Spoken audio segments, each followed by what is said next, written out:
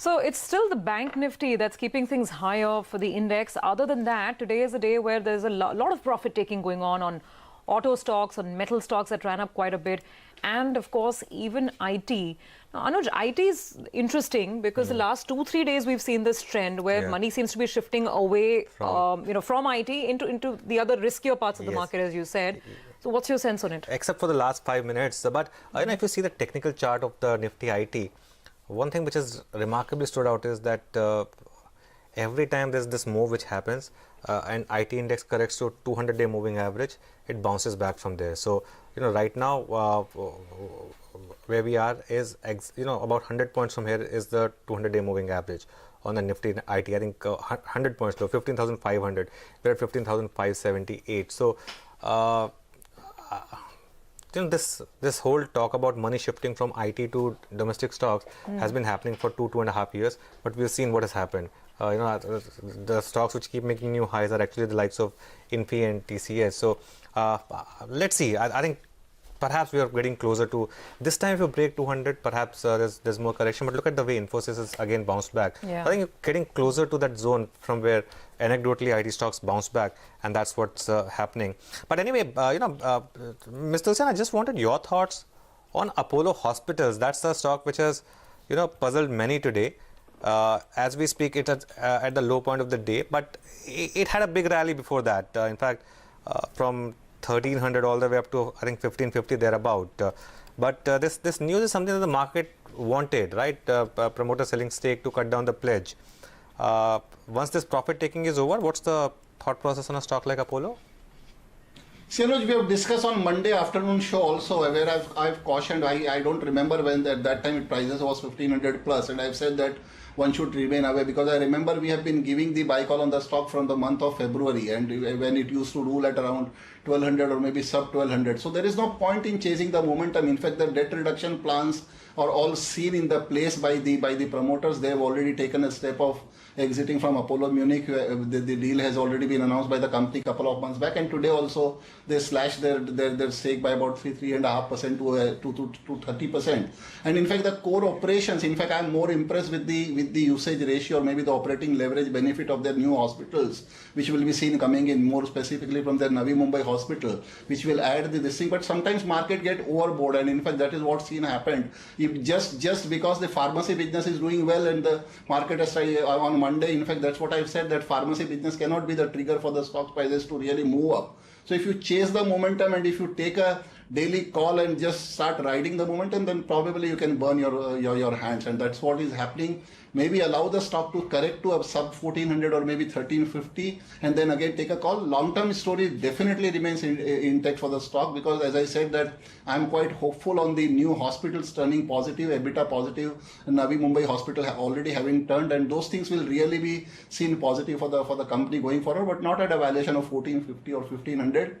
Look to buy the stock between 1350 to 1400. In fact, if you see the trading pattern of the stock, it is giving a range of about 115 no time. Maybe in a couple of weeks it shows. When it started moving up from 1200, it used to show a range of 1200 to 1350, again correcting back. So probably wait for the level of 1400 or sub 1400 to come in, and again review the call at that point of time. Okay, that's Apollo Hospitals and Mr. Tulsin's take on it.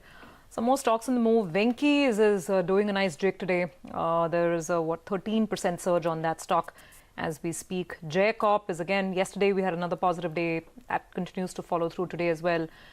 Prakash, Diwan, I mean, same. It's the mid-cap surge. Let me add one more. I don't know if you track this company or not, Walchand Nagar. Today, because of the ISRO order, there's so much of excitement. But I'm just trying to understand how much of this is sustainable.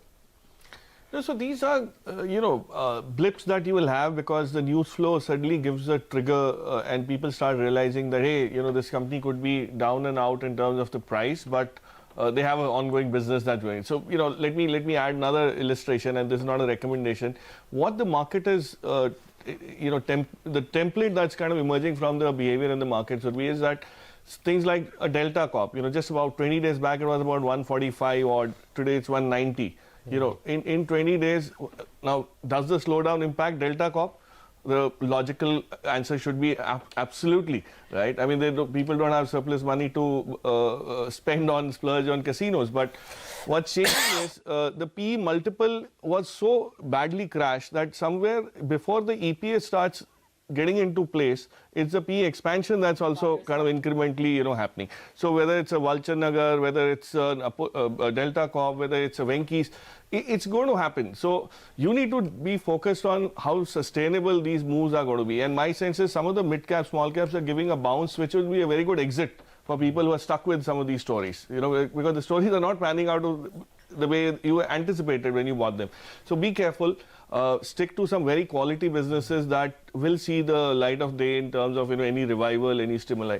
But just the price action probably doesn't speak the whole story. Okay, by the way, Lever, just pull out Hindustan Unilever's intraday chart. That's moved to the low point of the day, down only 1%, but there it is. Mr. Tulsan, before we thank you, what would be a good entry point for Lever again? Maybe could be about 1800 rupees, but if you, I don't think that one can really time the market for these kind of stocks, whether HUL or HDFC Limited or HDFC Bank kind of stocks. So buy them now only, because if you see the GSK consumer merger is also due. Probably I'm expecting that to happen in next couple of months, and that will be seen EPS accretive. And I won't be surprised to see HUL posting about 35-36 rupees EPS or maybe 37 rupees EPS for FY21. Even for current year, they should be able to post an EPS of 32-33. So in fact, if the stock is available to at sub 50p multiple, that is seen to be quite good. And in fact, we have been keeping the positive hopes on the consumption growth to be seen post the Kharif harvesting once starts happen in the end of November or maybe middle of November. That will be seen positive for the overall entire consumption. But still, one wants to be very, very what you call economical, then can look to enter into the stock at 1800 or so. Okay. All right, Mr. Tulsian, thanks very much for being with us on the show today. We will touch base with you again tomorrow, last trading day of the week. It's time now to welcome in our Alpha Manager of the day. Rupesh Patel, Senior Fund Manager at Tata Mutual Fund, is joining us on the show. He manages a range of funds at Tata MF, including the large cap, the mid cap, and also something called the Tata Ethical Fund. In fact, Rupesh, I wanted to take that up with you first. And you have an interesting cross-section of companies in the Ethical Fund. It has several Tata names, including TCS, Titan. You also have names like L&T, etc. So just what's the thought process? And I also see a lot of consumer names across many of these funds. Is this a sector where you're getting more comfortable now because of the correction? So since you asked about Tata Ethical Fund is a fund which invests into stocks which are compliant with Sharia laws. So basically it excludes three categories of stocks. One is stocks which are into sin categories, so your alcohol stocks, cigarette stocks are out. Secondly, it excludes companies which have significant leverage on their balance sheet. And thirdly, companies which are sitting on a significant cash on their balance sheet. So excluding these three categories of stocks, so there is a list of stocks which are considered Sharia compliant, and the fund's universe is to invest into these Sharia compliant stocks. So the construct of the portfolio which you see, whether exposure to consumer names, pharma names, information technology related names, a lot of it is derived by the mandate of the fund. Enough. Rupesh, hi, good afternoon. Let's discuss the broader market then, and some of the key holdings in your large cap fund. Of course, a lot of financials. I wanted your thoughts on what's happening with some of these large financials over the last 2 months. Though off late there's been a bit of a recovery, but names like Kotak, IndusInd, they've started to underperform quite a bit. Your thoughts? Yeah, so I won't be able to comment on individual names, but financials, my broad thought process is that we have come to probably an end of NPA cycle, and incrementally we expect that credit cost should come down very meaningfully because in last few years the large chunky NPAs, they have been recognized and provided for significantly in most of the banks' balance sheets, and as we move ahead probably under IBC we would see some recovery recovery is also happening. So my thesis is that going ahead, credit costs for these corporate banks that should come down very meaningfully, and the ROAs should normalize, and leading to some re-rating as well. So we continue to maintain our positive view on banks, and within that particularly the ones which had suffered during the NPA downturn. Okay. Also, if I look at the mid-cap fund, just to go back to the other question, Rupesh, for instance, Bata is a big holding for you. Then you have exposure to companies like Tata Global as well. There's exposure to Titan across the funds that you hold. Just trying to understand how you're reading the entire slowdown argument at this point in time. Today, for instance, we were speaking to innerwear companies like Rupa and Dollar, and even they say that their business is getting impacted. So how are you looking at consumer? Which part of it are you comfortable buying more into? What are you avoiding? So no doubt there is a slowdown. There is, I mean, consumer sentiments are down. And I mean, look at numbers in any way. I mean, most of the numbers indicate that that there is slowdown in demand.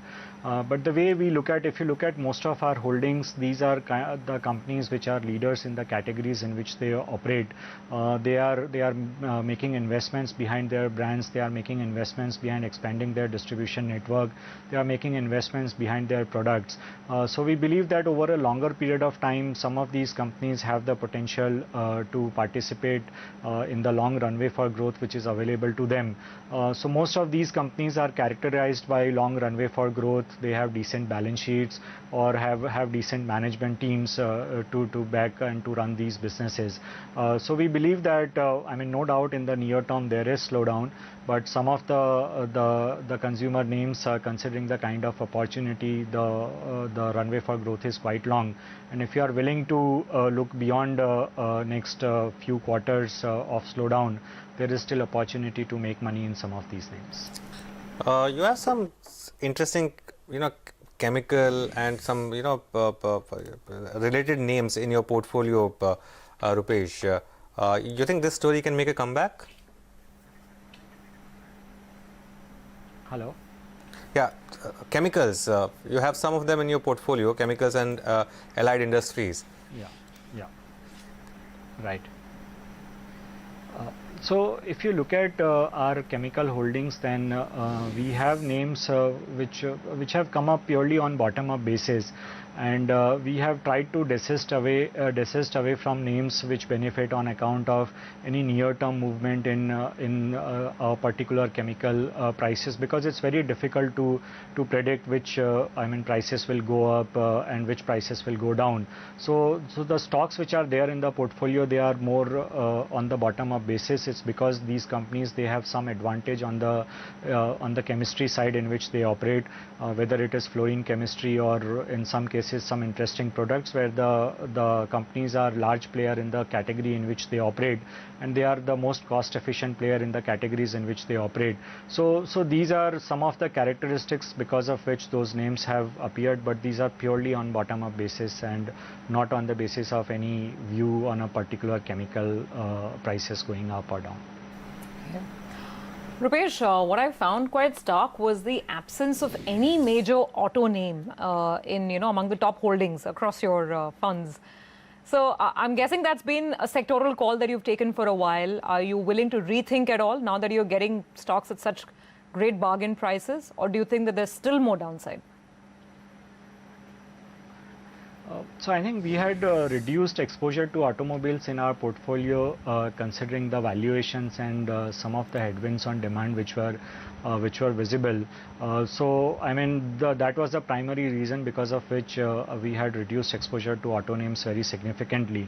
At this point in time, I mean, no doubt we have seen significant destruction in demand, and going ahead, I think festive season is important, but I believe that we are looking at a situation wherein there is a lot of disruption which has happened on account of BS6 norms coming in. At the same time, demand is down, so inventory in the system needs to be cleaned up.